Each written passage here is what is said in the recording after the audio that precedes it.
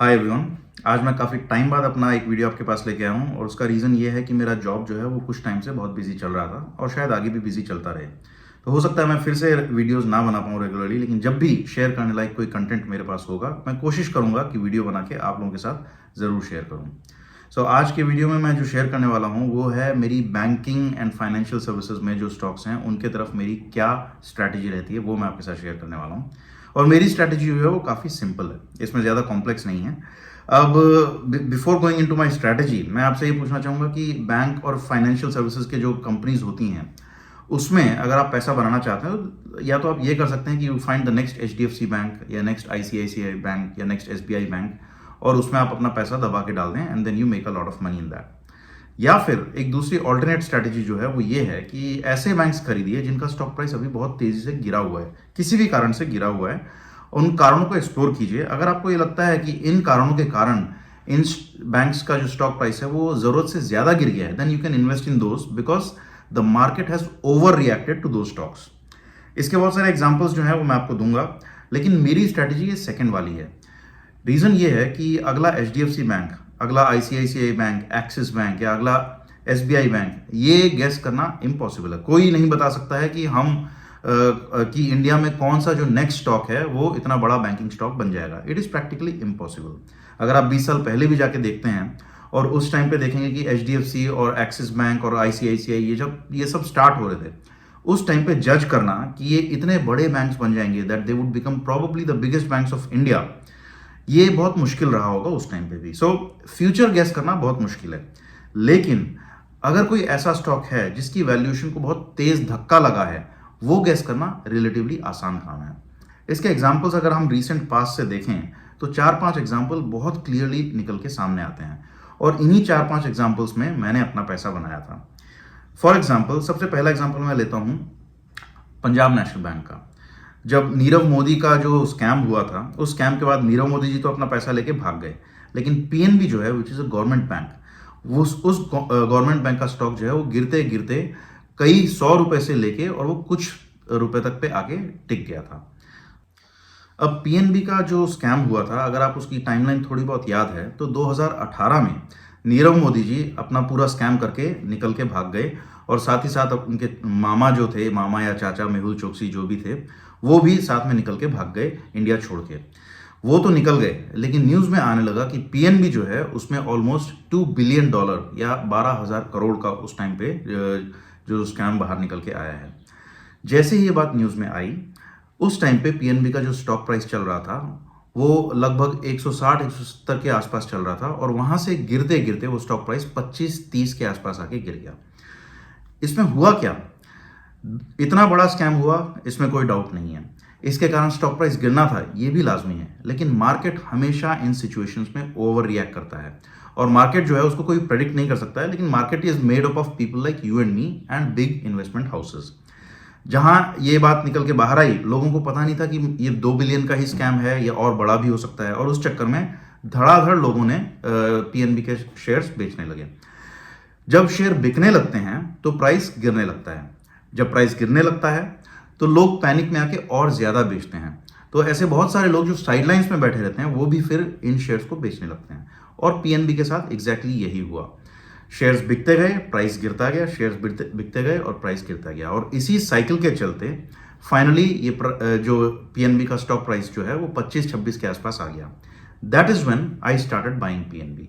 अब मेरे पास कोई ऐसा तरीका तो है नहीं कि मुझे ये पता हो कि दिस इज द बॉटम, लेकिन जब मैं उस टाइम पे पीएनबी को असेस कर रहा था, मुझे ये जरूर लग रहा था कि पीएनबी का स्टॉक प्राइस जो है, जो हिस्ट्री में भी काफी ऊपर तक गया है, 200 के आसपास तक भी गया, उसकी वैल्यू 25-30 अगर है तो दिस इज डेफिनेटली लो।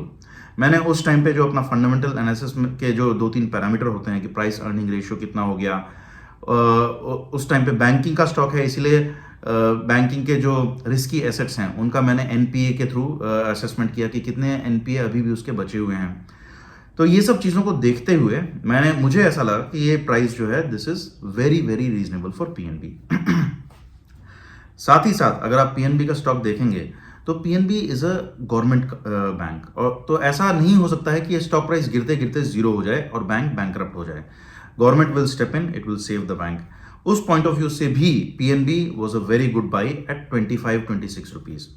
लेकिन तब तक मैं भी 100% श्योर नहीं था, तो इसीलिए मैंने ज़्यादा नहीं, सिर्फ 30-40 हज़ार रुपये उस टाइम पे डाले थे। लेकिन फिर प्राइस जो है वो धीरे धीरे रिकवर होने लगा और वो 35 के आसपास पहुंच गया। That is when I invested big amount. Big amount से अगेन मेरा मतलब ये नहीं है कि मैं उसमें 25-30 लाख डाल के बैठ गया। मैंने 4-5 लाख रुपए उसमें डाले, और वो जब स्टॉक प्राइसेस का वापस 80 के आसपास जाके रिकवर कर गया तो मैंने उसको फटाफट निकाल दिया। So this was one of the cases where a banking crisis led to the share price declining way more than it should have, और वहां पे मैंने जाके खरीदा। मैंने ये स्ट्रैटेजी पीएनबी में पीएनबी ही नहीं और बहुत सारे बैंक्स में देखी, और मैंने ये अपनी बैंकिंग की स्ट्रैटेजी बना ली है। जब भी किसी बैंक का स्कैम सामने आता है, प्राइस तेजी से गिरता है, and that is when I by. दूसरा एग्जांपल अगर मैं आपको लूं तो जे.एंड.के बैंक में भी ऐसा ही कुछ हुआ था। बहुत साल पहले जे.एंड.के बैंक जो है वो न्यूज़ में आने लगा था कि जो फारूक अब्दुल्ला एंड फैमिली जो हैं उनने जे.एंड.के बैंक के थ्रू बहुत सारी प्रॉपर्टीज़ खरीदी हैं, बहुत बड़ा स्कैम चल रहा है, बड़े बड़े पॉलिटिशियंस ने जे.एंड.के बैंक के थ्रू लोन ले लेके अपने लिए प्रॉपर्टीज़ खरीदी हैं और वो लोन डिफॉल्ट करने वाले हैं। ऐसी कुछ न्यूज़ बहुत टाइम चली, और उसके चलते जे.एंड.के बैंक का प्राइस भी गिरते गिरते गिरते गिरते कुछ 21 रुपए पे आ गया था। अगेन बिकॉज जे.एंड.के बैंक इतना गिर चुका था, एंड मुझे ये लग रहा था कि it is not a bank जो इतना गिर सकता है, plus it was a state government owned bank, so it can not go bankrupt, state government will always save it. साथ ही साथ उस टाइम पे जम्मू एंड कश्मीर में और कोई बैंक ऑपरेट ही नहीं करता था, सिर्फ जे.एंड.के बैंक अकेला था, विच मीन्स कि चाहे कुछ भी हो जाए ये बैंक तो सर्वाइव करेगा ही करेगा, प्लस इसका बिजनेस तो स्टेबल रहेगा ही रहेगा। लोग कहाँ जाएंगे बैंकिंग के लिए अगर जे.एंड.के बैंक के पास नहीं जाएंगे। ये सोच के मैंने फिर खरीदा, और वो मैंने 120 रुपए के आसपास जब वो वापस चढ़ा तब मैं बेच के उससे निकल गया। एक और एग्जांपल अगर आप देखेंगे जो कि अभी भी वैलिड है, वो है येस बैंक। येस बैंक जो है it went through a lot.